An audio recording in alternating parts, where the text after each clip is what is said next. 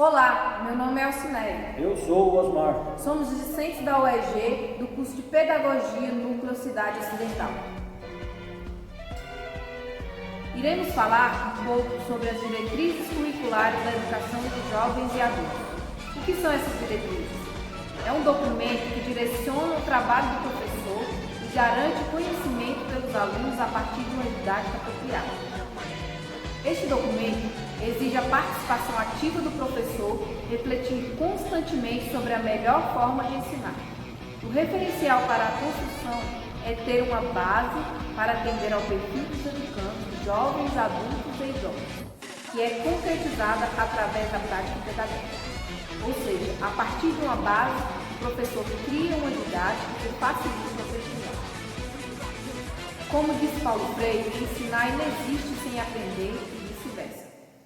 Para entendermos melhor, vamos falar um pouco sobre a história da EJA no Brasil. Ao longo da história do Brasil, percebe-se inúmeras articulações voltadas para a EJA, porém restritas, principalmente em relação à metodologia específica, formação de professores e incentivo ao estudante, sendo recentemente conhecida e definida como uma modalidade conquistada como política pública de acesso e continuidade à escolarização básica.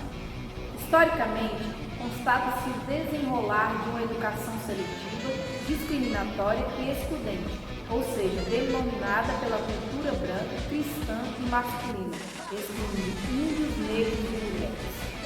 Esta realidade pode ser comprovada pelos dados do Censo Nacional de 1890, que verificou a existência de 85,21% de iletrados na população total brasileira. Então, só a classe alta era alfabetizada, sendo restrita somente aos homens. No final do século XIX e início do século XX, no contexto de emergente desenvolvimento urbano e industrial e sob influência de cultura europeia, foram aprovados projetos de leis que enfatizavam a obrigatoriedade da educação de adultos, com o objetivo de aumentar o eleitorado para atender interesses da elite, pois o voto era impedido ao analfabeto pela lei. Ou seja, para interesses políticos, foram criados projetos de leis que obrigavam a educação de adultos. Em 1925, por meio da reforma de João Alves, surgiu o ensino noturno para jovens e adultos, cujo objetivo também era o de aumentar o contingente eleitoral. O analfabetismo foi compreendido como um mal e uma doença nacional, e o analfabeto como um inculto, preguiçoso, ignorante e incapaz. O domínio da leitura e da escola da escrita foi valorizado para a execução das emergentes técnicas de produção industrial, frente ao acelerado processo de urbanização do país. Pela Constituição Federal de 1934, foram instituídas no Brasil a obrigatoriedade e gratuidade do ensino primário para todos. Contudo, era incipiente a sua oferta, a considerar os altos índices de analfabetismo no país.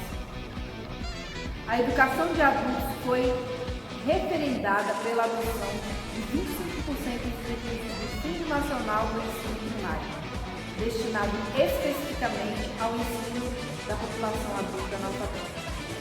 Porém, não existia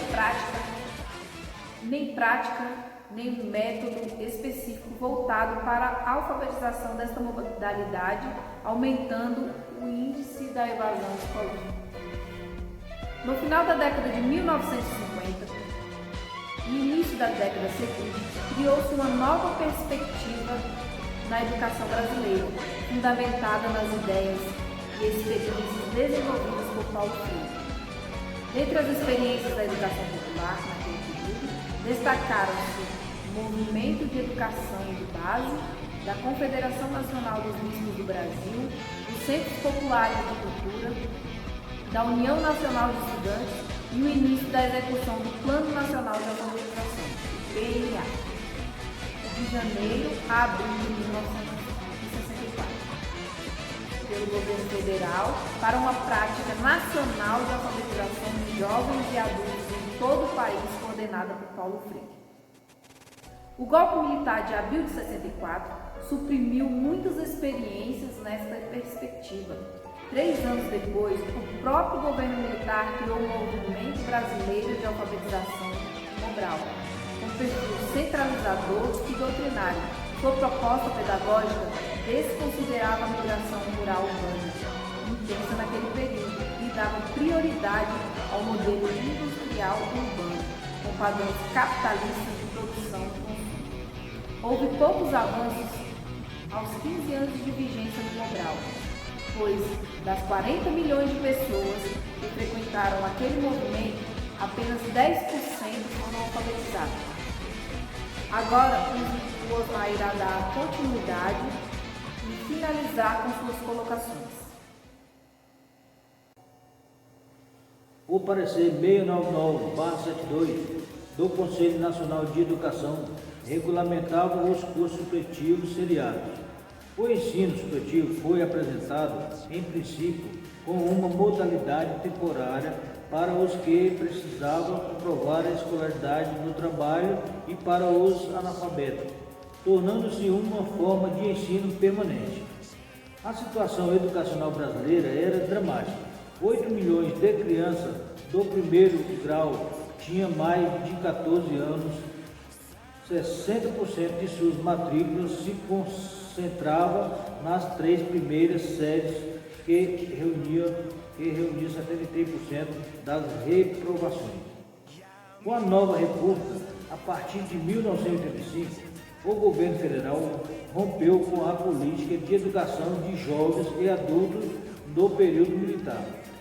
Extinguiu o Mobral e criou a Fundação Educar, Fundação Nacional para a Educação de Jovens e Adultos. Em 1986, o Ministério da Educação organizou uma comissão para a elaboração de diretrizes curriculares, políticas pedagógicas da Fundação Educar. Iniciou-se a descentralização dos recursos de responsabilidade do MEC em torno das políticas educacionais, delegando as ofertas de educação de jovens e adultos pelos próprios estados e municípios assumidos, com seus orçamentos e demanda de alfabetização e escolarização desse público. Na década de 1990, foi promulgada a nova Lei de Diretrizes e Bases da Educação Nacional, Lei de número 9.394/96, na qual a EJA passa a ser considerada uma modalidade da educação básica nas etapas do ensino fundamental e médio e com especialidade própria.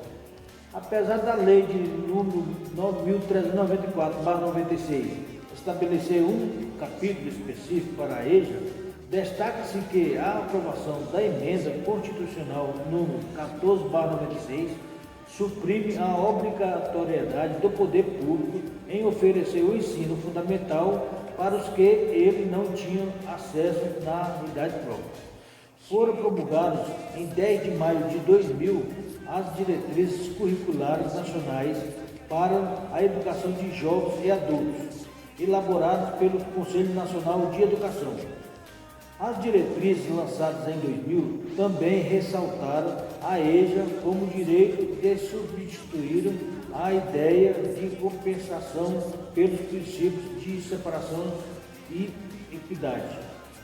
Nesse mesmo contexto, a educação de jovens e de adultos foi incluída no Plano Nacional de Educação, aprovado e sancionado em 9 de janeiro de 2001 pelo governo federal, estabelecendo a EJA a oferta de uma formação equivalente às 8 séries do ensino fundamental e reconhece a necessidade de produção de materiais didáticos e técnicas pedagógicas apropriadas, além da alfabetização do seu corpo docente.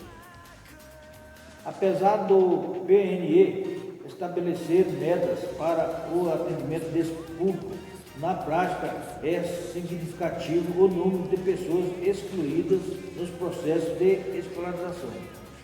Os conteúdos estruturantes da EJA são os mesmos do ensino regulamentar, nos níveis fundamental e médio, porém com esse encaminhamento de um método diferenciado, ou seja, o tempo curricular ainda que diferente do estabelecido para o ensino regular. Contempla o mesmo conteúdo. A EJA contempla também o atendimento a educandos com necessidades educacionais especiais, considerando sua singular situação.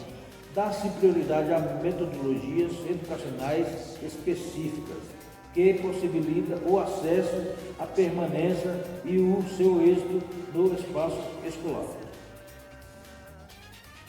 Para finalizar, enfatizamos que ao longo do tempo, a qualidade do ensino para jovens e adultos lograram êxito. Porém, ainda existem inúmeras lacunas que necessitam ser preenchidas e alinhadas nessa grande luta pela evolução dos seres. Espero que tenham entendido e aprendido um pouco sobre este assunto.